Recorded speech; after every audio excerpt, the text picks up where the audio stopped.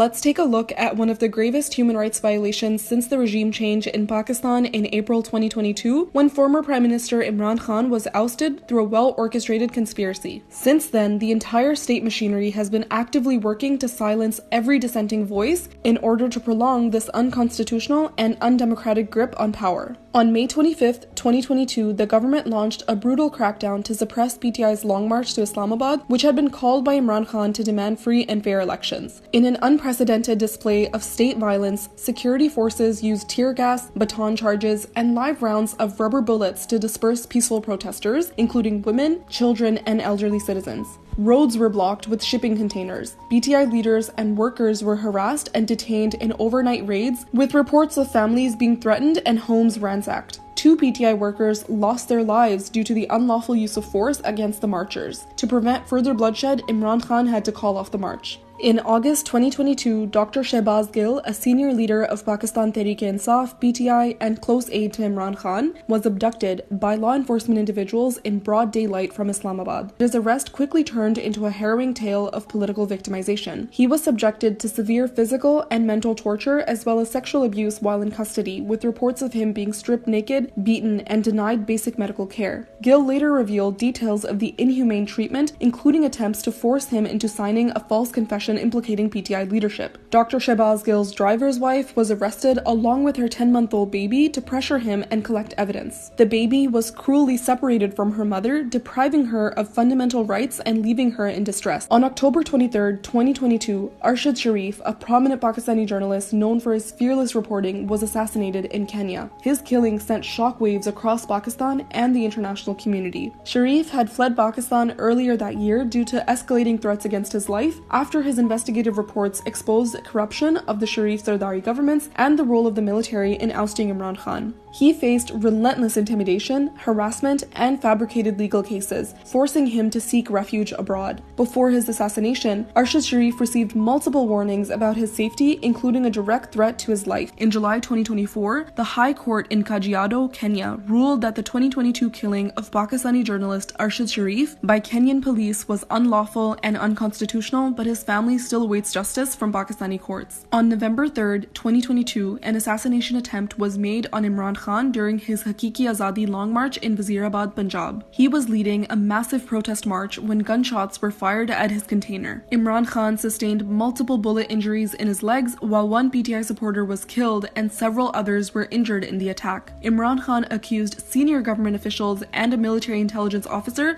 of orchestrating the attack. The shooter's statement was aired on state media within a couple of hours of the assassination attempt, even before any formal investigation had been conducted. In the broadcast, the shooter was seen repeatedly changing his statements, attempting to frame the attack as a religiously motivated hate crime. This followed months of coordinated efforts by government officials and military-backed media representatives who held press conferences portraying Imran Khan as anti-Islam, fueling religious sentiments and paving the way for a blasphemy-related narrative. The shooter's confession, combined with his lawyer's press conference being aired live on national TV, proved the state's involvement in this meticulously orchestrated attack, which saw Imran Khan as an existential threat to their hold on power. In March 2023, Ali Bilal, widely known as Zille Shah, a devoted supporter of Imran Khan and PTI, was brutally tortured and murdered in police custody. Zille Shah, a special needs person, was arrested during a peaceful protest in Lahore. Hours later, his lifeless body, bearing horrific signs of torture, was discovered in front of a hospital, leaving the nation in shock and grief. His post-mortem report confirmed that he died from excessive bleeding after enduring severe physical abuse, including a fatal blow to his head. Despite clear evidence of police involvement, the authorities launched a smear campaign, falsely alleging that Shah's injuries were caused in a car accident. The authorities, in a desperate attempt to shift blame, filed a bogus FIR against Imran Khan, implicating him in the murder of Zille Shah. In March 2023, a nationwide crackdown led to the abduction of over 2,100 PTI social media activists, party workers, and supporters, including women and children, across Pakistan. These individuals were illegally detained without warrants or due process, while their families were subjected to harassment and threats. threats. The authorities' actions were aimed at intimidating and silencing political dissent, with many detainees enduring inhumane treatment. On March 8, 2023, just hours before PTI's scheduled election rally, the caretaker government of Punjab, widely criticized for acting as a puppet of the federal regime, imposed Section 144 in Lahore. The sudden imposition of Section 144 was seen as a deliberate attempt to stifle dissent and prevent PTI from mobilizing its supporters. As peaceful protesters began to gather for the rally, police forces responded with overwhelming brutality, using tear gas, water cannons, and rubber bullets to disperse the crowds. Women, children, and elderly participants were not spared, and many protesters suffered injuries due to excessive force. Law enforcement carried out mass arrests, targeting PTI workers and supporters to intimidate and silence them. Starting on March 14, 2023, Pakistani authorities escalated their efforts to arrest Imran Khan by launching a full-scale attack on his Zaman Park residence in Lahore, despite him submitting a signed guarantee to appear in court. The operation, which targeted his supporters and workers outside Zaman Park, involved security forces using heavy tear gas, water cannons, and rubber bullets to disperse the crowds. For 2 days, the authorities continued the siege, even resorting to extreme measures to intimidate and silence his supporters. On March 18, 2023, ahead of Imran Khan's court appearance, the government deployed heavy security forces around the judicial complex in Islamabad and cordoned off the area with containers, preventing access to lawyers, PTI leadership, and the public. However, a group of unidentified men in civilian clothes carrying plastic handcuffs were seen entering the complex without resistance. As his caravan approached, PTI workers were arrested, and the police subjected the convoy to heavy shelling at various points. The international journalists covering the event also confirmed that police began shelling as soon as Imran Khan's caravan reached the complex, which seemed to be an intentional effort to provoke the protesters and escalate tensions. When Imran Khan finally reached the judicial complex after hours of resistance and shelling, police and unidentified men were waiting, signaling a possible attempt on his life. After heavy resistance, Khan was able to enter the complex. However, a well-wisher advised him to leave, fearing the situation was a setup. Despite continuous shelling, Khan's workers quickly escorted him out of the complex. On March 18, 2023, when Imran Khan left his residence in Zaman Park, Lahore for a court hearing in Islamabad, he received the alarming news that his house in Zaman Park was being attacked under the guise of an illegal search operation. The police had no search warrant but proceeded to forcefully enter the house by breaking down the front gate with a bulldozer. At that time, Imran Khan's wife was home alone, along with some house staff. The police caused extensive damage to the property, destroying personal belongings and stealing items such as food, clothes, medical supplies, and possessions of the workers, and even pet food. The police also brutally beat and arrested workers, many of whom were young boys, all without arrest or search warrants. On May 9, 2023, former Prime Minister Imran Khan was illegally arrested from the Islamabad High Court premises by paramilitary rangers in a dramatic and forceful operation. Despite being present for a scheduled court hearing, Khan was dragged from the courtroom in blatant violation of legal protocols and due process. His lawyers, who witnessed the shocking scene, later revealed that they were pepper sprayed, beaten, and physically assaulted as troops stormed the room by smashing windows and doors. Khan himself was hit on the head, forcibly pulled off his wheelchair, and violently dragged away. On May 11, 2023, the Supreme Court of Pakistan issued a landmark ruling declaring Khan's arrest illegal and unconstitutional. The court reaffirmed his fundamental right to due process and ordered his immediate release while directing authorities to ensure his safety. Following Imran Khan's illegal arrest on May 9, 2023, spontaneous protests erupted nationwide with supporters demanding his immediate release. PTI called for peaceful demonstrations across the country, urging people to gather in large numbers at designated points. However, the situation took a drastic turn when reports surfaced of deliberate acts of vandalism targeting sensitive military installations, including the Corps Commander's house in Lahore and the GHQ entrance in Rawalpindi. Eyewitness accounts and video evidence indicated the involvement of unidentified individuals orchestrating these attacks, raising suspicions of infiltration. PTI leaders and supporters alleged that the state had planted saboteurs to discredit the party, justify a violent crackdown, and suppress Pakistan Tehreek-e-Insaf. Security forces resorted to deploying tear gas, water cannons, and street firing during confrontations with Imran Khan's supporters. Several protesters were martyred, with around 16 PTI workers and supporters confirmed dead, and thousands were injured across the country due to shelling and direct firing by security forces. At least 10,000 people were arrested, including those who didn't even participate in the May 9th protests, but were supporters of Imran Khan. The state confiscated CCTV footage of the incidents, but never presented it in court as proof, further proving that this was a state-led false flag operation designed to frame PTI and its supporters. Women associated with PTI and supporters of Imran Khan faced unprecedented brutality and repression aimed at discouraging their political participation. Security forces were seen humiliating, beating, and dragging women by their hair for attending peaceful protests. Hundreds of women were detained in various jails under appalling conditions with little to no access to their families. Among those detained were elderly women over the age of 80 and mothers of very young children. Many women reported being interrogated by police, who repeatedly questioned why they dared to leave their homes, attempting to intimidate them while discouraging their participation in politics. In numerous cases, male officers were involved in the arrest and manhandling of women political prisoners, often without the presence of female constables, violating basic protocols and human rights. Using the May 9, 2023 protests as a pretext, the government orchestrated a crackdown on PTI leaders, abducting many and coercing them into leaving the party. Despite no evidence linking PTI leaders to incitement of violence or vandalism, they were detained illegally without any proper investigation. While courts ordered their release upon review, they were often re-abducted immediately upon stepping out, with police and unidentified men orchestrating these unlawful arrests. Leaders were only freed on the condition that they disassociate from PTI and announce their departure in scripted press conferences implicating Imran Khan on May 9th attacks on military installations. Many of these leaders appeared visibly distressed, with some tearfully citing threats to their families, particularly their children, as the reason for their decision, highlighting the pressure and danger they faced. Leaders who agreed to leave PTI were released without any further investigation or court proceedings, exposing the unlawful nature of these arrests and the helplessness of the judicial system in the face of such coercion. Imran Khan termed these departures as forced divorces.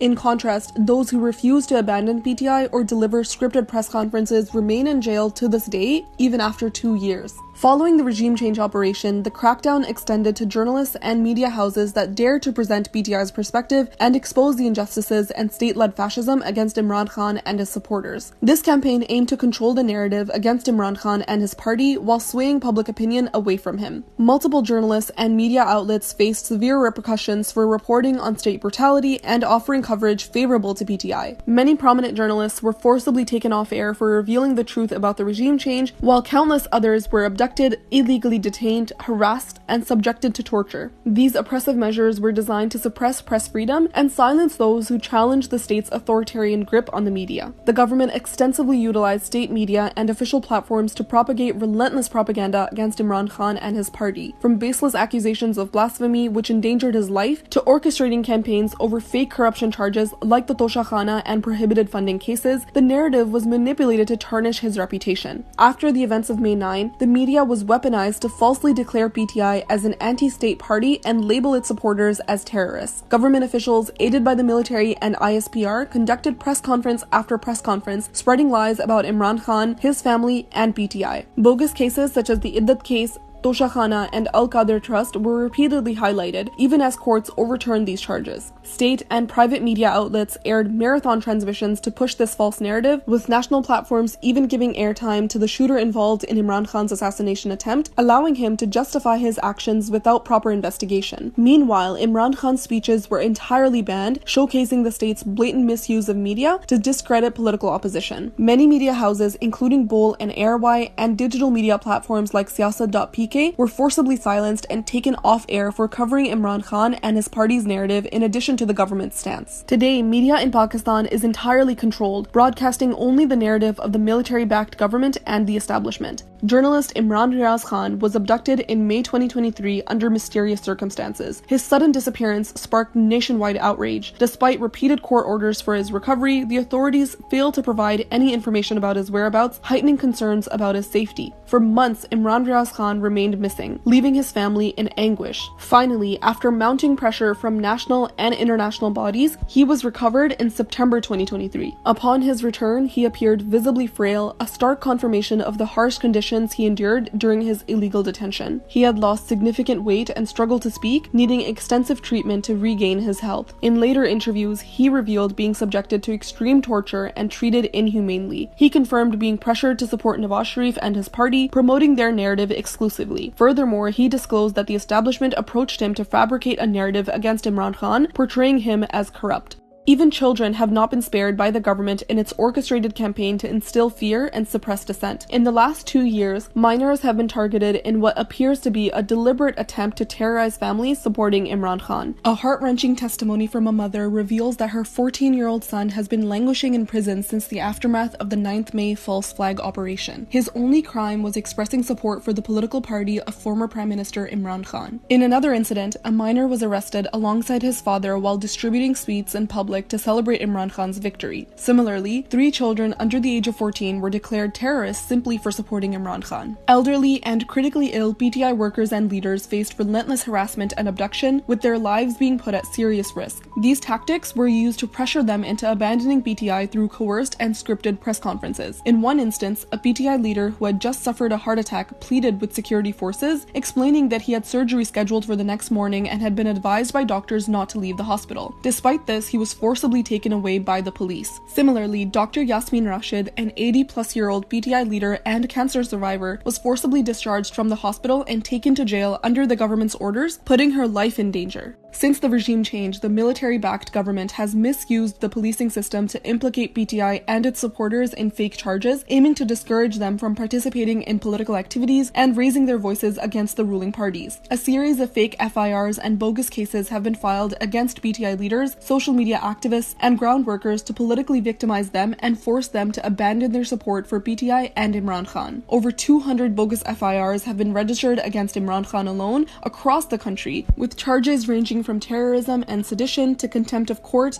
blasphemy, and even murder. Many PTI leaders and workers' houses were raided at night without arrest or search warrants. The police, accompanied by unidentified individuals in civilian clothing believed to be intelligence personnel, not only harassed family members but also destroyed property and looted valuables to exert pressure on them. They would break cars, furniture, and in many cases demolish entire houses to punish those supporting Imran Khan and PTI. Several PTI leaders reported that authorities illegally sealed their businesses, attempting to blackmail them into leaving the party. Mia Aslam Iqbal, former senior minister of Punjab, described the ordeal his family faced at the hands of the military-backed government. 30 to 40 people entered his house and began harassing his family, including his 85-year-old mother, who requires oxygen. The police took everything valuable, including his daughter's dowry, just days before her wedding. He also mentioned that many of his family members' homes had been raided multiple times to pressure him. Post-regime change, Murad Saeed, a former federal minister and leader of Pakistan Tehreek-e-Insaf, PTI, faced multiple threats to his life. In May 2023, he wrote a letter to the Chief Justice of Pakistan expressing concerns over the bogus cases and life threats he was facing. Much like Arshad Sharif, agencies are targeting him for speaking out against injustice, his support for Imran Khan, and his efforts to bring peace to his province, which has endured military operations over the years, causing widespread disruption and loss of life. Post-regime change, a huge number of PTI leaders who were arrested in politically motivated cases were mistreated and kept in barbaric conditions, violating their basic rights. Many were denied the right to meet their families, and they have been subjected to inadequate food, sleep arrangements, and medical treatment, particularly concerning for those over 60 who require urgent care. Former federal minister Shahryar Afridi was confined to an 8x8 death cell and denied any access to his family. Due to the appalling conditions, his health deteriorated. Afridi was abducted from his home after midnight alongside his wife, who is terminally ill. Former governor of Punjab and senior PTI leader Umar Sarfraz Chima was kept in similar dire conditions. Despite doctors advising immediate surgery for his shoulder, which caused him unbearable pain, the jail authorities ignored court orders and denied him the necessary treatment. His wife was also arrested to put pressure on him, despite having no involvement in politics. The abducted and illegally detained PTI workers have shared numerous stories of both mental and physical torture during their detention. One such worker, Zakir Mardan, recounted his ordeal of being abducted, tortured, and humiliated simply for supporting Pakistan Tehreek-e-Insaf. Another passionate supporter, Zille Shah, tragically died due to extreme physical torture in police custody. Many workers, upon their release, shared similar stories of mental and physical torture, with authorities pressuring them to testify against Imran Khan and to stay silent after their release. Under the fascist government, there has been a disturbing increase in the release of private audios and videos as a tool to blackmail PTI leadership and workers. The Prevention of Electronic Crimes Act 2016 prescribes a penalty of up to 3 years in jail or a fine of up to 1 million rupees, or both, for making unauthorized videos and pictures. However, the government blatantly violated this law. PTI Senator Asim Swati's private video with his wife was leaked to pressure him into abandoning PTI, while another PTI leader, Kamal Shahzab, had a fake video leaked to threaten and and intimidate her, putting their families under extreme distress. Following the events of May 9, 2023, many female PTI supporters reported being verbally abused, threatened with rape, and labeled as bad women by police officers simply for participating in political activities. In one shocking video clip, a police officer was seen verbally abusing a woman and her family, unzipping his pants and showing his privates while arresting her. These incidents show the desperation of the regime and its bureaucracy to suppress political dissent, particularly targeting women, as the vast majority of them are supporters of Imran Khan. In January 2023, Imran Khan dissolved the provincial assemblies of Punjab and Khyber Pakhtunkhwa as part of his political strategy to force early general elections in the country. This move was constitutionally valid, as Article 224 of Pakistan's constitution requires the appointment of caretaker governments following the dissolution of assemblies. These caretaker governments are tasked solely with overseeing free and fair elections within 90 days. However, what followed was a blatant violation of constitutional principles, as the caretaker governments in both provinces exceeded their tenure and remained in power beyond the mandated 90-day period. The Election Commission of Pakistan, ECP, supported by the federal government, postponed elections indefinitely. This was done to keep PTI out of power, as surveys indicated overwhelming support for Imran Khan in these provinces, predicting a landslide victory for him if elections were held.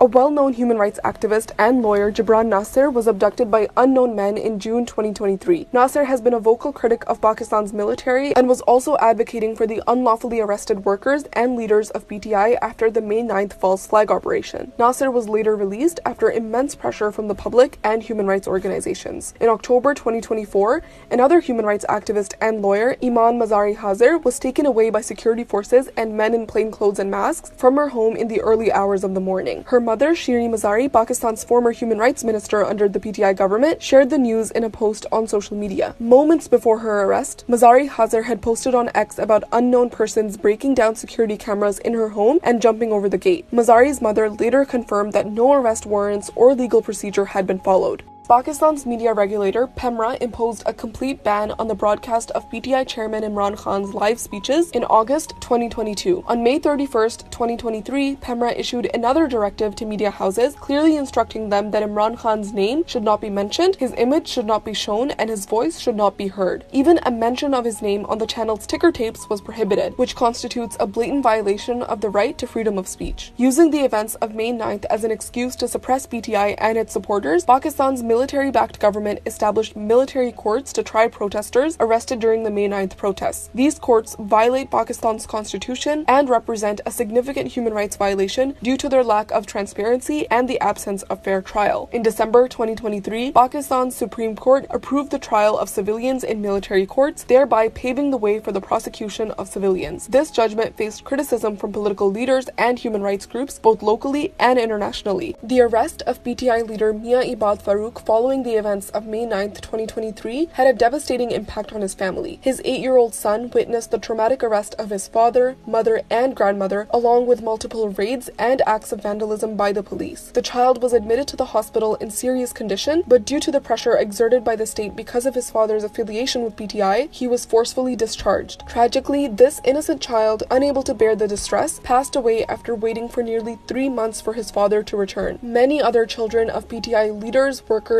and supporters endured similar trauma as a result of the state's oppressive actions. Repeated police raids and harassment of PTI families left countless children and minors in a constant state of emotional distress. Many PTI leaders and workers were forced into hiding after the government launched a brutal nationwide crackdown on PTI, resulting in the arrest of thousands. As courts began releasing them due to a lack of evidence, the state resorted to abducting PTI leaders, workers, and supporters, and even journalists and reporters. Many of these individuals were abducted and subsequently went missing for months. Enforced disappearances became a strategy to instill fear, discouraging support for Imran Khan and his party. These missing persons faced a high risk of torture as they were placed completely outside the protection of the law. Many shared horrifying stories of torture and harassment upon their return. The courts seemed powerless in retrieving these missing persons, especially given the involvement of intelligence officers in plain clothes and police, as evidenced by CCTV footage provided by the families of several missing persons. Over the course of of 2 years since the regime change in April 2022, approximately 100 people were abducted, including PTI leaders, lawyers, senators, workers, social media activists, journalists, reporters, and supporters of Imran Khan. PTI leaders who were abducted re-emerged on different private news channels, delivering scripted statements against Imran Khan, accusing him of the events of May 9th, even though he was incarcerated at that time. These individuals appeared visibly shaken and in poor physical condition. Their families had filed abduction cases, and legal proceedings were underway in courts to secure their recovery. Many of these leaders faced unfounded charges of vandalism and terrorism and were declared as wanted. However, following their scripted interviews, all charges were dismissed and they were released without any further court proceedings. Imran Khan has been denied his fundamental right to a fair trial. He is being incarcerated under bogus cases with biased and controversial judges of questionable backgrounds, denying him any semblance of justice. According to the observations of multiple court reporters, many of these judges would receive written orders from the powerful military establishment. They were pressured to expedite Imran Khan's conviction by holding marathon court proceedings that went late into the night, which were later overturned by higher courts. Despite the constitution providing the right to file an appeal for case transfers and elevation to higher courts, Imran Khan has been denied this recourse. Numerous cases have been delayed, with some judges reserving their verdicts for weeks. Imran Khan was also kept in jail based on a bill that never received presidential assent, rendering it unconstitutional and illegal. Special courts were set up without passing the bill, and court proceedings were moved to Adiala jail, kept secret and closed off from media coverage. When Imran Khan's legal team challenged these proceedings in court, the judge denied their request. Furthermore, Imran Khan has not been presented in court for other cases in which he is required to appear to secure bail. On August 5th, 2023, former Prime Minister Imran Khan was convicted in the bogus Toshakhana case by the controversial judge Humayun Dilawar, who sentenced him to 3 years in prison and imposed a 100,000 rupee fine. Imran Khan was convicted in this case based on a flawed judgment delivered by a biased judge who denied Imran Khan the right to a fair trial. The conviction, which followed a fast-track trial, was widely seen as politically motivated by analysts and legal experts, as well as Imran Khan and PTI. The trial lacked due process, and Khan's legal team asserted that the proceedings were tainted by irregularities and influenced by external political pressures, particularly from the military establishment. There were numerous legal questions surrounding the court's jurisdiction to hear the case, including the fact that the 120-day period prescribed by law for scrutinizing annual assent declarations by members of parliament had already passed. The defense was denied the opportunity to present witnesses, and the closing arguments were not allowed to be presented. Despite the defense team being physically present, they were marked absent,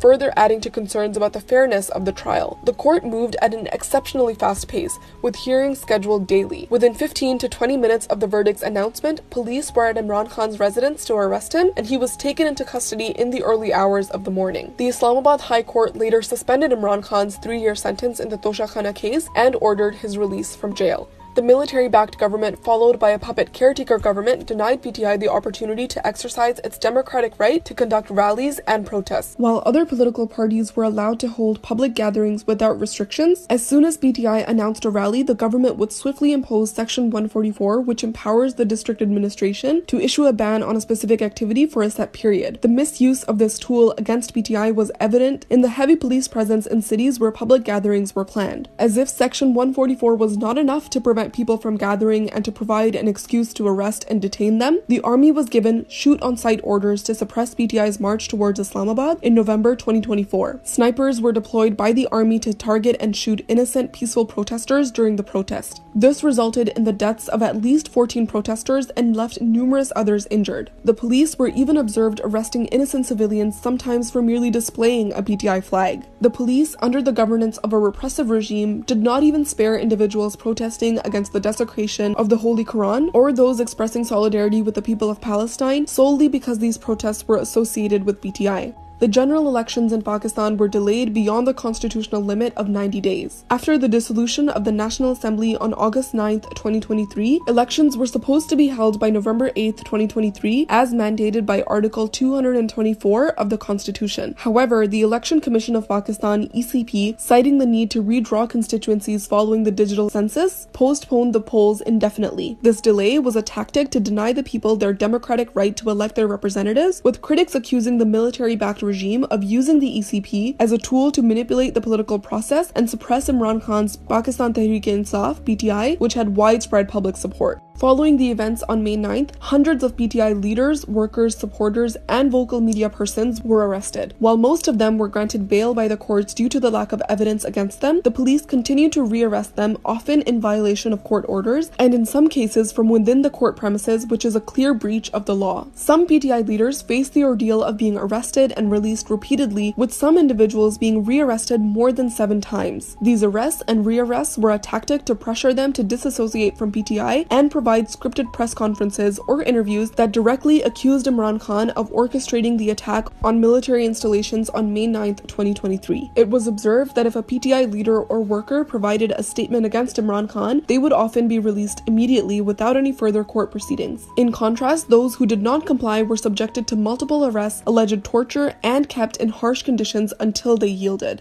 Former Pakistani Prime Minister Imran Khan and former Foreign Minister Shah Mahmood Qureshi were convicted in a sham cipher case on January 20th, 2024. Imran Khan was secretly held in custody for 15 days without his legal team being informed. The FIA requested his remand without presenting him in court, and Attak jail was unjustly designated as the trial venue, violating Article 10A, which guarantees the right to a fair trial. The case was based on allegations that Imran Khan and Qureshi misplaced and misused a diplomatic cipher, despite the original document being in the Foreign Office as confirmed by the Interior Minister. The cipher, deemed a threat to Pakistan's sovereignty by 2 NSC members, was declassified by the elected cabinet, raising serious questions about the legitimacy of the charges. The case was politically motivated, aimed at disqualifying Imran Khan before the February 2024 elections, damaging his reputation and suppressing voter turnout. In June 2024, the Islamabad High Court overturned their sentences, exposing the case as a deliberate attempt to keep Imran Khan and senior PTI leadership behind bars. On February 3rd, 2024, just 5 days before the general elections, a trial court sentenced Imran Khan and Bushra Bibi to 7 years in prison and fined them 0.5 million rupees each in the highly controversial Iddat case. The case was based on a complaint by Bushra Bibi's ex-husband, Khabar Fareed Manika, who had been abducted and went missing for days before resurfacing to file the case. Prior to his abduction, he had publicly vouched for Bushra Bibi's character, but his statements drastically changed afterwards. The Iddat case was widely seen as one of the most politically motivated and shameful legal attacks aimed at maligning Imran Khan's character and pressuring him into a deal. On July 13th, 2024, the Islamabad High Court overturned the conviction, declaring it unlawful and unjust, further proving the politically motivated nature of the case. In October 2023, Nawaz Sharif, a convicted criminal and absconder, was granted bail despite being sentenced to 10 years in prison and disqualified from politics for life. Legal experts were shocked by the decision, as it violated established legal norms. Nawaz Sharif, who falsely claimed illness to leave Pakistan, remained abroad for 4 years and was granted bail within 24 hours of the application being filed, even though the convict, Nawaz Sharif, was not present in the country. His biometric prints were submitted by a lawyer and accepted by the court without any objections. In contrast, the same court allowed Imran Khan to be abducted from within the courtroom while he was in the biometric room applying for bail in a similar case. This blatant judicial bias highlights how the legal system is manipulated by the military establishment to serve political interests. The Election Commission of Pakistan, ECP, played a key role in sidelining Imran Khan and PTI through biased decisions and electoral manipulation. From reviving an 8-year-old prohibited funding case while ignoring similar cases against other parties, to rejecting PTI's nominations and ignoring pre-poll rigging complaints, the ECP's partiality was evident. It also failed to conduct elections within the constitutionally mandated 90-day period and installed a caretaker setup favoring PMLN and PPP. Before the February 8th elections, every conceivable effort was made to either exclude or significantly handicap PTI's ability to contest. PTI ticket holders and nominees were brazenly abducted in broad daylight by intelligence agencies. They were systematically prevented from conducting their election campaigns and holding rallies. Nomination papers of PTI members were either snatched or attempts were made to do so to prevent their lawful candidature. Access to the offices of returning officers were systematically obstructed for PTI's prospective candidates, while proposers and seconders required for the nomination process were similarly abducted before the scrutiny of nomination papers. Hundreds of candidates' homes were raided to discourage them from contesting the elections on a PTI ticket. Shocking footage of these abductions, harassment, and the snatching of nomination papers surfaced daily in the days leading up to the elections on February 8, 2024. Law enforcement agencies and the Supreme Court silently witnessed witnessed these blatant human rights violations and were complicit through their inaction. Ahead of the February 8, 2024 general elections in Pakistan, a significant number of nomination papers from Pakistan Tehreek-e-Insaf (PTI) candidates were rejected by the Election Commission of Pakistan (ECP), showing political bias and pre-poll rigging. Over 70% of PTI's nominated candidates had their papers rejected by the returning officers, compared to the nearly 90% of nomination papers from other parties, especially PMLN, which were accepted without significant issues. The rejections were a deliberate attempt to disqualify PTI's most popular leaders and supporters, effectively sidelining a party with significant public support. PTI protested these rejections, filing cases in courts to challenge them. Additionally, PTI filed a case in the Supreme Court of Pakistan under Chief Justice Qazi Faiz Issa regarding pre-poll rigging, but Qazi Faiz Issa, who was acting as a facilitator of the ruling setup, dismissed it.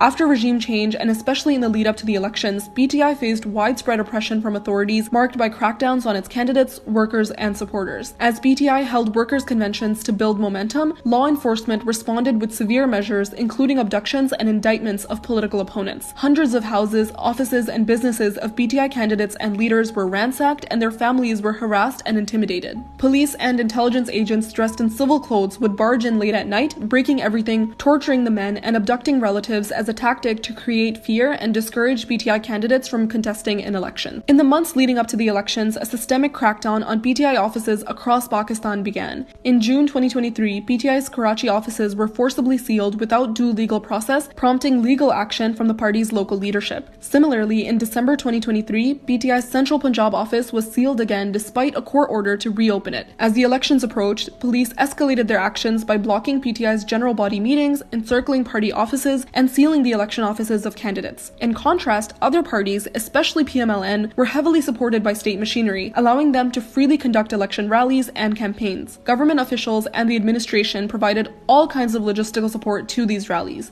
As another blatant attempt to silence dissent, the military-backed caretaker government banned PTI's official website in Pakistan without providing any valid justification. This move was an attempt to silence PTI and prevent it from exposing state-backed atrocities and pre-poll rigging. After being denied its electoral symbol, PTI launched an online portal to share candidate information along with their respective symbols to inform voters. However, this portal was also blocked in Pakistan shortly after its launch, making it accessible only through VPNs. These actions were clearly intended to mislead the public and discourage them from voting for PTI candidates. On February 8, 2024, general elections were held in Pakistan that were marred by disruptions as the caretaker government shut down the internet and mobile services, creating communication issues for voters as well as the election staff. The 8300 SMS service of the Election Commission across the country was also affected. This shutdown severely hindered voters' ability to access crucial information such as locating polling stations, coordinating travel, and reporting electoral irregularities in real time. Amnesty International called the election day internet shutdown a reckless attack on people's rights. This was all intended to discourage voters from turning out, as Imran Khan was leading in all public surveys and was expected to win if voter turnout was high. On polling day, as it became evident that voters were turning out in large numbers to support Imran Khan, systemic efforts were made to obstruct their participation. Polling failed to begin on time at numerous stations, leaving long queues of frustrated voters waiting to cast their ballots. In many cases, polling staff was either absent or intentionally delayed the process to reduce the number of votes cast. Despite these delays, polling was abruptly halted at 5 p.m. Additionally, many voters faced confusion and disorganization in locating their designated booths, often finding family members assigned to different, far-flung stations. This was a deliberate attempt by the Election Commission of Pakistan (ECP) to discourage voter participation. Videos showed polling stations being seized by military personnel, police, and officers in plain clothes. Presiding officers faced obstruction in issuing Forms 45 to PTI-backed independent candidates, while several candidates were arrested or mistreated. PTI polling agents and candidates were forced to leave polling stations during the counting process, violating electoral laws. Journalists and media personnel were barred from entering returning officers' offices, where incidents of ROs being assaulted, removed, or coerced into signing blank Forms 45 were reported. Credible sources on social media also highlighted cases of ballot papers being burned and PTI candidates being threatened to accept manipulated results. This is when the catastrophic post-poll rigging started to turn PTI's clear majority into a simple one. On February 8, 2024, Forms 45 received by the candidates showed PTI leading by large margins in many constituencies. However,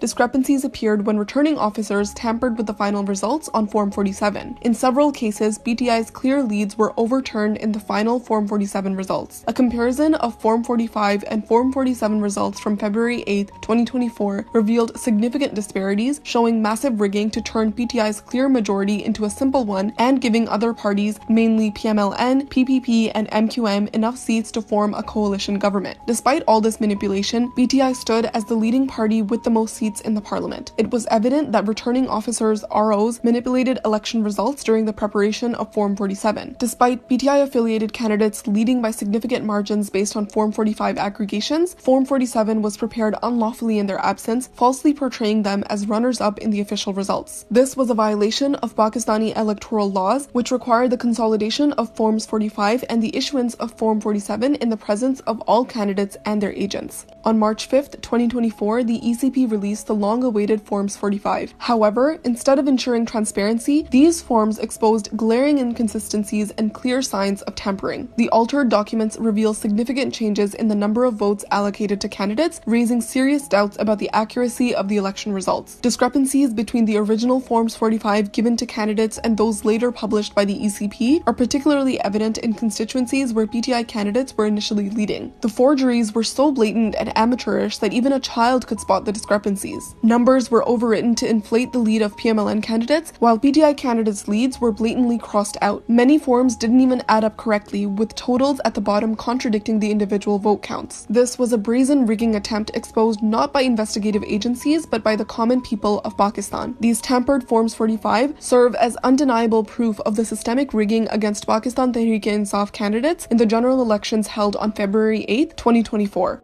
On February 17, 2024, Liaquat Jatta, the Commissioner of Rawalpindi, made a shocking confession about post-poll rigging in the February 8, 2024 elections. Jatta revealed a deliberate effort to manipulate the election results, admitting to widespread irregularities, particularly in Rawalpindi. He stated that PTI-backed independent candidates who were leading by 70,000 to 80,000 votes were made to lose through falsified ballots and false stamps. Jatta took full responsibility for the fraud and called for punishment for himself and others involved, including the Chief Election Commissioner Sultan Raja and Chief Justice of Pakistan Qazi Faiz Isa. Since then, the commissioner has gone missing and his whereabouts remain unknown. On February 18, 2024, Punjab police forcibly entered the home of the commissioner's private secretary around midnight. The secretary's wife, Mrs. Ashfaq, reported that plainclothes law enforcement individuals accompanied by police dragged her children, stole her valuables, ransacked the house, and held her extended family hostage in Lahore. This harassment was an attempt to cover up the explosive confession by the commissioner of Rawalpindi using intimidation and threats against individuals associated with his office orchestrated by intelligence agencies. Former Prime Minister Imran Khan has been unlawfully detained under inhumane conditions for more than 1.5 years, confined to a small, dark cell with an open toilet and constant surveillance in violation of his fundamental rights. He has been denied access to his lawyers, family, medical care, and basic necessities, enduring isolation and mental torment. On April 1, 2024, the government released images of his jail cell which confirmed the dire conditions he was being kept in and sparked public outrage. The pictures contradicted the government's claims of A-class facilities, which Imran Khan is entitled to as a former PM. Despite court orders, Khan was denied communication with his sons and visits from his legal team, with jail authorities citing orders from above and implicating the military establishment. In his letters to the Supreme Court on January 30, 2025, Imran Khan detailed the inhumane treatment he endured in jail. He described systemic violations of his rights, intensified mental abuse, and complete isolation from the outside world. His cell's electricity was cut off multiple times, leaving him in complete darkness and extreme heat. His movement was severely restricted. Additionally, he was given substandard food that caused severe illness and was denied access to newspapers, television, and exercise facilities. These actions violated Islamabad High Court orders, yet the officials responsible continued to act with impunity. Since the fall of BTI's government in April 2022, numerous accounts of harassment and coercion have emerged, targeting judges who attempted to deliver justice under an undeclared martial law imposed by the military establishment through its proxies. From releasing private videos to filing baseless references against upright judges and even questioning the validity of their academic credentials, the military-backed government employed every tactic to harass and intimidate the judiciary. These efforts were aimed at obstructing justice, particularly for Imran Khan, his party, and their supporters. On March 25, 2024, 6 senior judges from the Islamabad High Court penned a letter addressed to the Supreme Judicial Council detailing serious revelations against Pakistan's intelligence agencies for their interference in judicial affairs. The judges disclosed that these agencies had been exerting pressure through methods such as abducting and torturing their relatives, conducting secret surveillance in their homes, and attempting to influence the outcomes of legal cases. The letter outlined specific instances of interference, such as intelligence officials pressuring judges in crucial cases, leading to one judge being hospitalized due to stress. The letter mentioned that a judge's relative was abducted by ISI operatives to exert pressure. Additionally, it highlighted intimidation tactics towards district court judges, covert surveillance with spy cameras in a judge's residence, and efforts to manipulate utility bills and tax records to influence judicial decisions. The letter also detailed several instances of attempted coercion and intimidation by ISI officers to influence the outcome of cases, including those involving the incarcerated former Prime Minister Imran Khan. On July 1, 2024, the UN Working Group on Arbitrary Detention declared that the detention of the former Pakistani Prime Minister is arbitrary and violates international law. Their detailed 17-page report concludes that Imran Khan's imprisonment contravenes the UN Declaration of Human Rights, UDHR, and the International Covenant on Civil and Political Rights, ICCPR. It called for his immediate release and compensation in accordance with international law. The working group also called for those responsible for violating Imran Khan's fundamental human rights to be held accountable. Imran Khan remains in prison despite all his cases being overturned. The group found that Imran Khan's prosecutions, notably in the Tosha Khana and Cypher cases, were politically motivated to prevent his participation in the 2024 general election. In an attempt to silence dissent, the government blocked access to the social media platform X in February 2024, shortly after massive evidence of rigging began to emerge on the platform, exposing the stolen February 8th elections. On February 22nd, the Sindh court ordered the government to restore access to X immediately, but the block persisted, leading to a contempt case against the authorities. Even after this, the government continued to shut down the internet during subsequent bypolls and any political events organized by Pakistan Tehreek-e-Insaf, aiming to restrict communication and prevent people from exposing human rights violations during these events. In February 2024, BTI formed an alliance with the Sunni Ittihad Council, SIC, to secure reserved seats in the national and provincial assemblies. Despite their majority, the Election Commission of Pakistan, ECP, rejected their petition, reallocating these seats to the ruling coalition,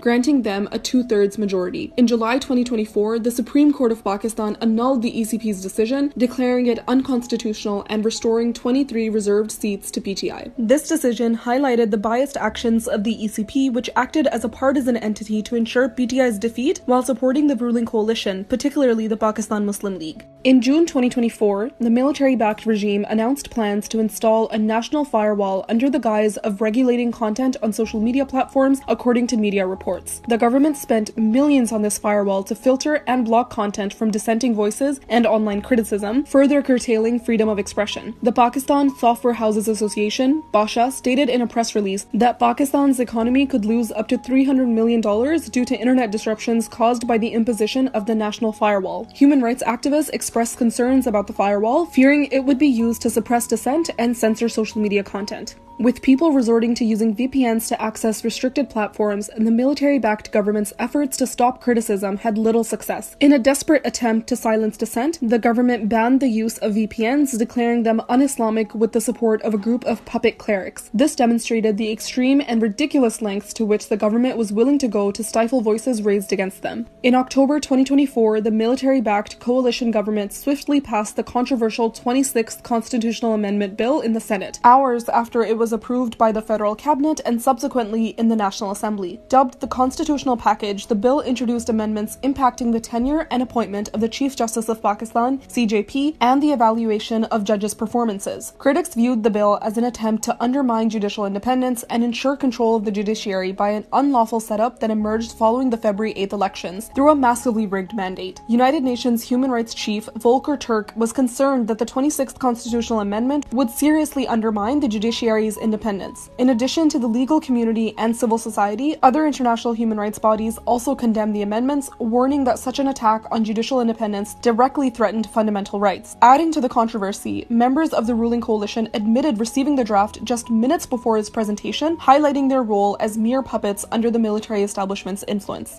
To pass the 26th constitutional amendment, brutal tactics and heavy coercion were used by the military-backed government and intelligence agencies. The illegitimate government, lacking the required two-thirds majority, needed 224 votes to pass the bill. To secure these votes, they resorted to widespread intimidation tactics, particularly targeting opposition lawmakers as they depended on their support to ensure the bill's passage. Members of Pakistan Tehreek-e-Insaf faced threats, including the abduction of their family members, women and children, bribery with money and government ministries, and threats of losing their seats through the Election Commission of Pakistan, ECP. PTI lawmakers, alongside members from other opposition parties like JUI and BNP, were pressured into supporting the amendment or else face severe consequences. A few days before the amendment, one of the PTI lawmakers, Haji Imtiaz Ahmed, had his house raided by police and unknown men. His elderly mother was beaten and harassed, his young baby was thrown off the bed, and his sister-in-law was dragged down the stairs and harassed into providing information about her husband and brother-in-law, Haji Imtiaz. She confirmed that an ISI colonel, Major Omer, is directing the harassment of PTI members and their families, with the military behind these actions. In an interview following the raid,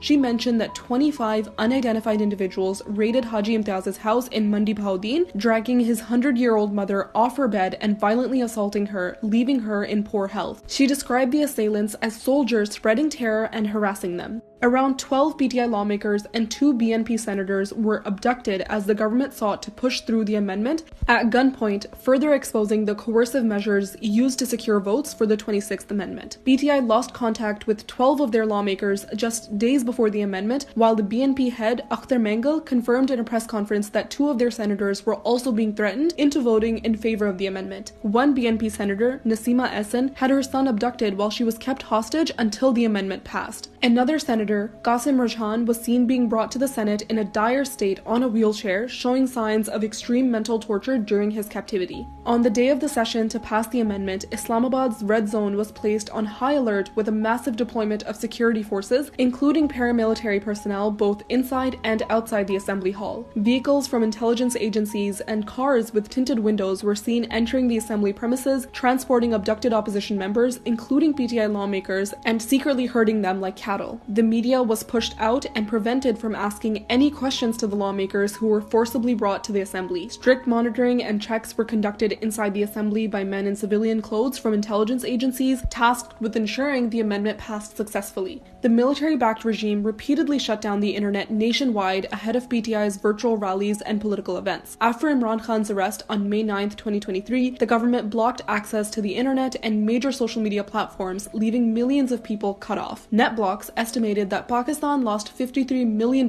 in just one day due to the shutdown. This caused severe disruptions to IT services ranging from banking to routine workflows. This pattern of internet shutdowns occurred every time PTI planned an event, during elections, and particularly after the Islamabad massacre, to hide any evidence of the atrocities committed by the military-backed regime. Reports from major cities like Lahore, Karachi, and Islamabad confirmed widespread disruptions, and mainstream news outlets documented the challenges faced by citizens. In January 2024, just days before the general elections, the Supreme Court of Pakistan, led by Chief Justice Qazi Faiz Issa, stripped PTI of its electoral symbol, a verdict that meant that the biggest and most popular political party in the country will be denied the opportunity to participate in the elections, thereby stripping millions of Pakistanis of their fundamental right to vote for their preferred political party. Legal and political experts and people from all walks of life were in disbelief over the Supreme Court's decision to strip PTI of its electoral symbol and declared it a huge blow to fundamental rights. The stripping of PTI's electoral symbol, the bat, proved the vulnerability of national institutions to political manipulation. Fearing Imran Khan's popularity, they wielded the country's institutions, particularly the biased and controversial Election Commission of Pakistan, to strip PTI of its electoral symbol, the bat, with the Chief Justice of Pakistan acting as a facilitator to rubber stamp the ECP's farcical decision. From the day he took his oath, Chief Justice of Pakistan Qazi Faiz Issa acted as a facilitator for the country's powerful military and the ruling elite, particularly PMLN. His actions were consistently aimed at suppressing PTI and Imran Khan, ensuring indefinite delays in their cases, especially those concerning election rigging and human rights violations. Faiz Issa's wife publicly expressed her hatred for Imran Khan, making it evident that both she and Issa harbored personal vendettas against him. Despite these public outbursts, Issa refused to recuse himself from cases involving PTI and Imran Khan, an act widely regarded as unethical and against judicial norms. Just 1 week before the general election on February 8, 2024, Imran Khan was convicted in 3 politically motivated cases within the span of a week. These convictions were part of an orchestrated effort to build a narrative against him and discourage the public from voting for him in the upcoming elections. This was another form of pre-poll rigging against Imran Khan and his party. The legal proceedings in the fabricated Cypher, Toshakhana, and Iddat cases were a sickening mockery of justice. From obstructing attorneys to secretive jail room proceedings and marathon court hearings, justice was trampled. The rushed trials, dismissal of evidence, and oral verdicts without a signed judgment painted a picture of a compromised judicial system with a clear political agenda.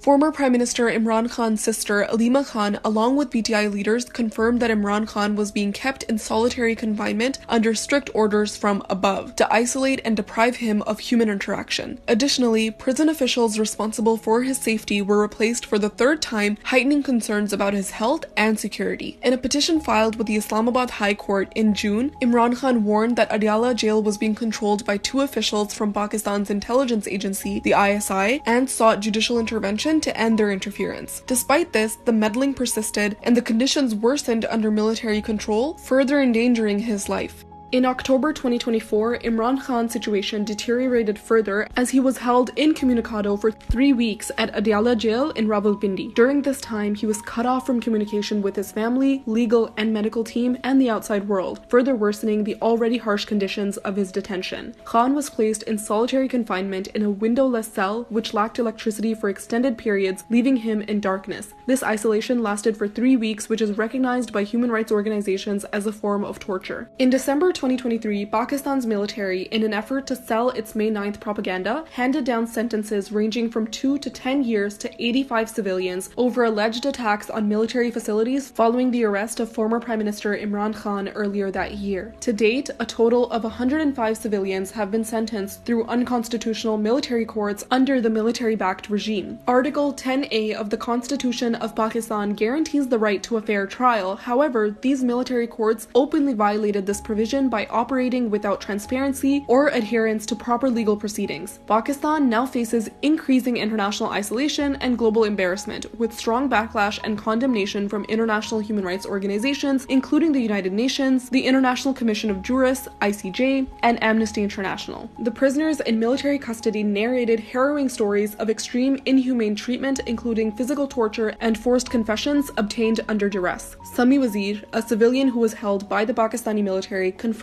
he was tortured, stating, "They tied me up and hung me upside down. Then they released hornets onto me and I was stung repeatedly. I cried and begged them to let me go." After 20 months of brutal military custody, Sami Wazir, a 28-year-old activist from Bannu, suffers irreversible damage, a ruptured colon, severe hearing loss, and mental instability. Sami is now undergoing treatment for multiple ailments, including mental instability resulting from the torture inflicted by his military captors, marathon interrogations, sleep deprivation, waterboarding, and beatings with batons. This is how Murad Ali Khan Marvat, a lawyer representing civilians held by Pakistan's military intelligence, described the abuse his clients endured, forcing them to sign false confessions, including implicating Imran Khan in mercy petitions being submitted on their behalf, petitions that many of them refused to sign. The prisoners who signed the petitions later confirmed that they did so under extreme pressure and coercion. In May 2024, the government sealed the Pakistan Tehreek-e-Insaf (BTI) office in the capital after demolishing part of the premises with bulldozers under the pretext of a Capital Development Authority (CDA) issue. BTI, however, did not receive any prior notice or warning regarding the matter, exposing the action as a deliberate tactic to intimidate and harass the party. In July 2024, security forces stormed BTI's Central Secretariat. During this raid, security personnel looted the premises, leaving behind scenes of vandalism. The office staff was arrested and falsely charged with cybercrime as part of the effort to stifle dissent and dismantle the party's organizational capabilities. After the February 8th elections, sitting MNAs and MPAs of BTI faced relentless harassment aimed at coercing them into either abandoning BTI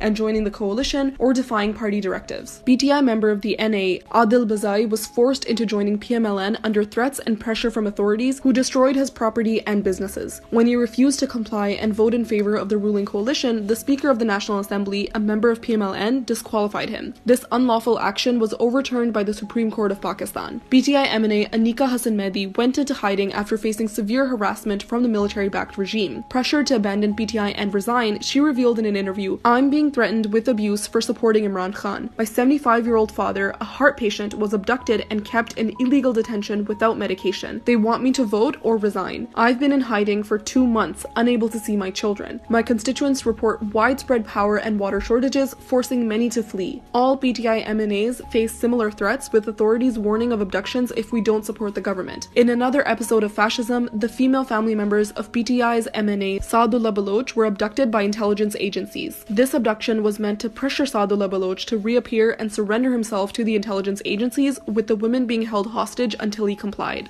The harassment and coercion of journalists and media personnel continued into 2024, with many losing their jobs for refusing to propagate the ruling party's narrative and for exposing injustices. Some were abducted, others implicated in fake FIRs, and their families harassed through raids on their homes. The judiciary, manipulated to serve the regime's interests, deliberately delayed hearings, ensuring that these journalists remained behind bars for extended periods. Since April 2022, the Pakistani military government and its agencies employed various tactics of transnational repression to silence overseas Pakistanis critical of the military-backed regime. These include threats and harassment of their families in Pakistan, cyber surveillance, cancelling their Pakistani passports, and targeted online campaigns to intimidate them. Dual citizens and those traveling to Pakistan risk detention, harassment, or confiscation of their passports, while embassies monitor expatriate activities, sometimes denying consular services to critics. Azhar Mashwani, the focal person for PTI's digital media, has become a symbol of the horrific abuses faced by political dissidents and their families in Pakistan. Following his abduction and subsequent release by intelligence agencies, Azhar was forced to flee the country. However, the military-backed government did not spare his family in Pakistan. Their home was raided multiple times by plainclothed officials who brazenly abducted Azhar's 73-year-old father and his brothers on 2 separate occasions within a few months. Azhar's brother was forcibly disappeared and remained missing for over 9 agonizing months, leaving the family in a state of unbearable distress. Azhar's family members were placed on the exit control list, ECL, effectively imprisoning them within Pakistan. His wife, who had no political affiliations, was offloaded from a flight. In June 2024, Azhar's 2 brothers, Mazhar and Zahoor Mashwani, were abducted once again. To this day, authorities continue to pressure Azhar, threatening his family's safety unless he remains silent. In September 2024, security forces launched an unprecedented and violent attack on the country's parliament, arresting several PTI lawmakers from inside the National Assembly building, an act that is deemed unlawful and unconstitutional. The forces cut off the electricity, plunging the entire parliament into darkness, and then stormed the building with overwhelming force, brazenly disregarding the sanctity of the legislative institution. PTI lawmakers, including PTI's acting chairman Gohar Khan, were manhandled, dragged out of the parliament, and taken into police custody. They were subjected to physical intimidation, and several were detained without due process. This blatant assault on the heart of democracy marked a dark day for Pakistan.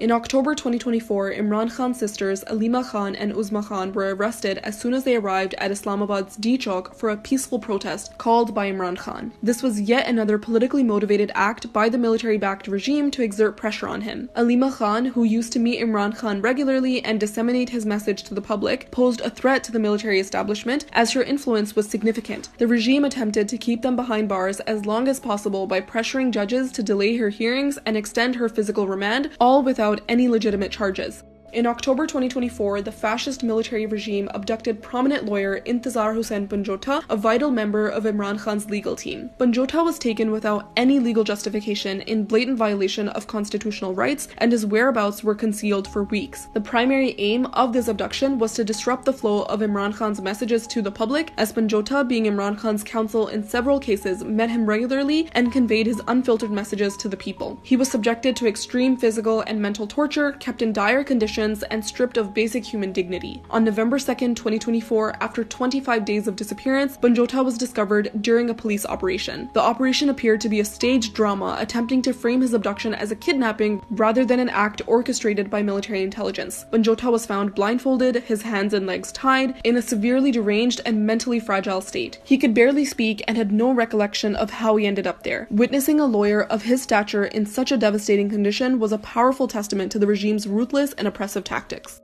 On October 5, 2024, in a shocking display of lawlessness, police, rangers, and intelligence agents attacked the Khyber Pakhtunkhwa KP house in Islamabad, leaving a trail of destruction and chaos. The attackers vandalized the entire premises, smashing furniture, damaging property, and wreaking havoc in a place meant to represent the dignity of an entire province. Several staff members were forcibly arrested without any legal justification or procedure. The assailants also targeted the provincial government's vehicles parked at KP house, breaking windows and causing significant damage. To make matters worse, the Chief Minister of Khyber Pakhtunkhwa, Ali Amin Gandapur, went missing shortly after the attack. He had been leading a convoy of PTI supporters into the city when he disappeared while visiting the KP house during the raid. This entire incident appeared to be a desperate attempt by the military-backed regime to prevent the convoy of thousands of PTI supporters from reaching the protest venue in Islamabad. On November 26th, security forces opened live gunfire targeting unarmed protesters marching into the capital city of Islamabad near Dichok on Imran Khan's final call. The Islamabad massacre became one of the darkest chapters in Pakistan's history as security forces unleashed direct gunfire on unarmed civilians, resulting in 14 confirmed fatalities and hundreds injured. Many more were reported missing and feared dead, with the government refusing to release the bodies and confiscating all hospital records. Eyewitnesses described snipers initiating intermittent firing from 2 p.m. onwards, culminating in a final brutal assault under the cover of darkness later that evening. The government labeled this as a grand operation against PTI protests, with several government ministers openly issuing live threats, vowing to end the protest in mere minutes with a shower of bullets. The violence continued throughout the night. Rangers were seen destroying vehicles belonging to protesters. The main PTI leadership container was also set on fire. Footage circulated widely, showing police and paramilitary troops violently suppressing civilians during the day with heavy shelling and rubber bullets and direct firing through snipers strategically placed on top of the high-rise buildings.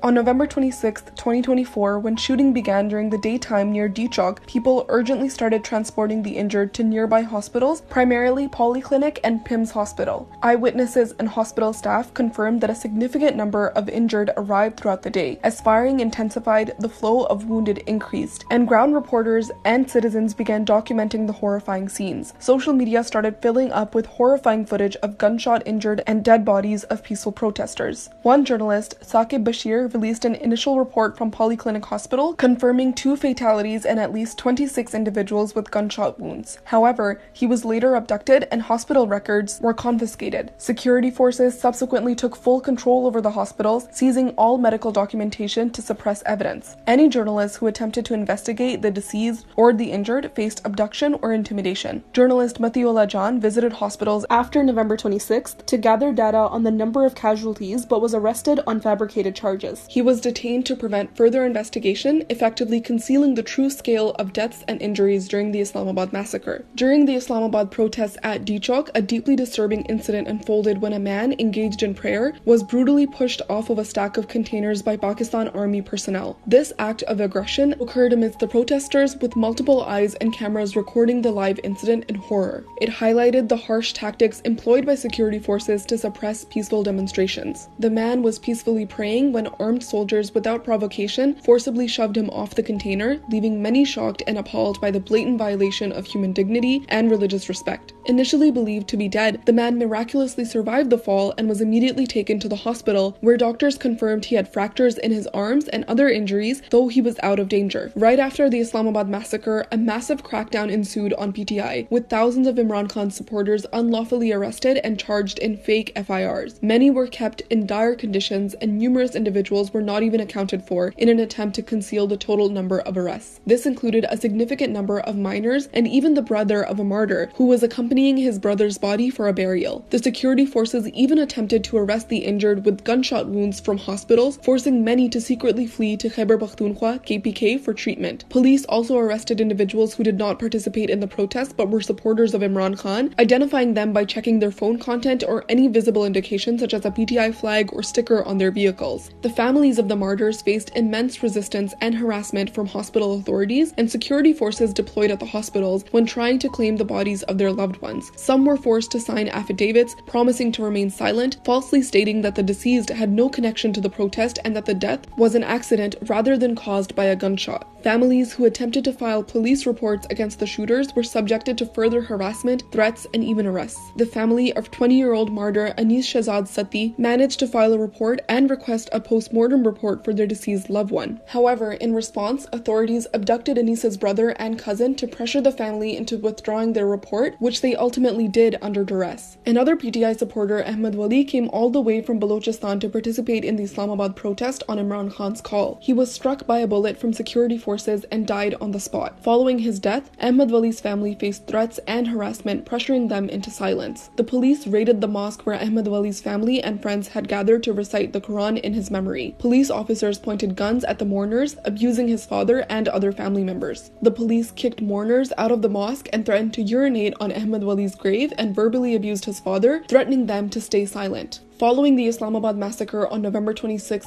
2024, reports surfaced of intensified racial profiling against Pashtun individuals in Islamabad and Rawalpindi. Human rights lawyers documented over 2,000 cases of Pashtun students, laborers, and street vendors, including legal Afghan refugees, being arrested and detained in police stations across both cities. Among those detained was a 14-year-old boy who sold clothes to support his family. Human rights activist and lawyer Iman Mazari confirmed that police officials had been systemically racially profiling and detaining Pashtuns by checking their IDs at checkpoints. Individuals whose permanent addresses were listed in Khyber Pakhtunkhwa were arbitrarily arrested and implicated in fabricated FIRs. Federal ministers Ata Tarar and Mohsin Naqvi ridiculously implied that most of the protesters were Afghan nationals and Pashtuns and by extension, terrorists. These baseless statements intensified the racial profiling, leading to the arrest of innocent Pashtuns to propagate the fascist government's propaganda. In January 2025, the Shahbaz Sharif-led National Assembly passed a controversial amendment to the country's cybercrime laws amid a walkout by PTI lawmakers and journalists from the proceedings. This draft was titled the Prevention of Electronic Crimes Amendment Bill 2025. Journalists staged a walkout from the press gallery in protest of the bill's passage after it was presented by a federal minister from PMLN. The PICA amendment became a symbol of authoritarianism and an assault on digital and civil liberties in Pakistan. Bushra Bibi, the wife of former Prime Minister Imran Khan, became a central target of political victimization to pressure Imran Khan into striking a deal with the establishment. She was dragged into baseless and fabricated legal cases, including the infamous Iddat case, which accused her of contracting marriage with Imran Khan during her Iddat period, a ridiculous claim that lacked credible evidence and was widely seen as a mockery of justice and a collapse of moral values for political gain. Despite being a private citizen with no political involvement, Bushra Bibi was repeatedly harassed by authorities, subjected to investigations, and vilified in the media. The establishment's use of deeply personal and intrusive tactics reflected a desperate attempt to break Imran Khan's resolve and force him into submission. Imran Khan, in his messages from jail, repeatedly emphasized that Bushra Bibi had nothing to do with politics and was being targeted solely to pressure him. On January 17, 2025, Imran Khan was sentenced to 14 years in prison in the highly controversial and politically motivated Al-Qadr Trust case. His wife, Bushra Bibi, was also handed a 7-year sentence despite having absolutely nothing to do with the cabinet's approval of the $190 million to be transferred to Pakistan, which was the basis of the entire narrative in this farcical case. The trial was conducted inside a prison rather than in an open court, away from public scrutiny, and was expedited in a manner that deprived Khan of his basic right to a fair trial. Despite Imran Khan and Bushra Bibi being mere trustees of the Al-Qadr University with no evidence of personal financial gain, the military-backed government fabricated a narrative accusing Imran Khan of benefiting from the trust's land allotment and unlawfully transferring funds to the Supreme Court's account. The decision in question was approved collectively by the entire cabinet during Imran Khan's tenure, and Bushra Bibi had no involvement in the proceedings. Singling out Khan and his wife is yet another indication of the military regime's desperation to keep him incarcerated by manipulating the judicial system to serve its own political agenda. In March 2025, another crackdown began on social media activists and ground workers. Many went missing, abducted from their homes in front of their families by intelligence agents. The courts appeared completely helpless in recovering them as the 26th Amendment had severely curtailed their powers. Citizens were left at the mercy of the state to endure this injustice. Mothers, wives, and children of the abducted took to social media, pleading with the judiciary to help bring their loved ones back, while sharing horrifying accounts of unlawful nighttime raids and abductions. In April 2025, Imran Khan's sisters and party members were repeatedly barred from meeting him,